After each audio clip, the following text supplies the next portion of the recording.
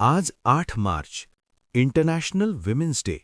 पण तुम्हाला माहिती आहे का, भारतात महिलांना समान हक्क मिळवून देण्यासाठी सर्वात मोठा संघर्ष कोणी केला? ते म्हणजे डॉक्टर B.R. आंबेडकर.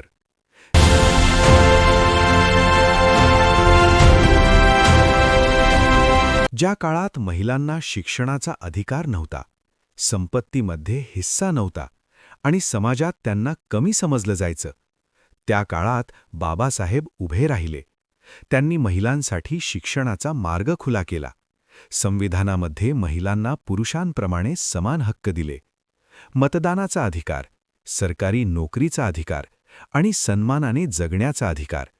पण बाबासाहेब इथेच थांबले नाहीत. त्यांनी हिंदू कोड बिल तयार केला. या कायद्यामुळे महिलांना मिळाले वडिलांच्या संपत्तीत हक्क, घटस्फोटाचा अधिकार आणि पुन्हा लग्न करण्याचं स्वातंत्र्य. आज काम करणाऱ्या महिलांसाठी मातृत्व रजा, कामाचे नियम आणि सुरक्षा हे सगळं शक्य झालं कारण बाबासाहेबांनी त्या काळात यासाठी लढा दिला.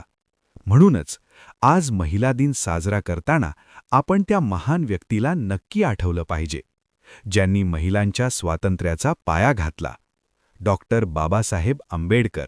व्हिडिओ आवडला असेल तर एक लाईक नक्की करा. विचार मित्रांपर्यंत पोहोचवण्यासाठी शेअर करा. आणि अशाच जागरूक व विचारपूर्ण व्हिडिओंसाठी क्रांती सूर्य चॅनलला सबस्क्राईब करा.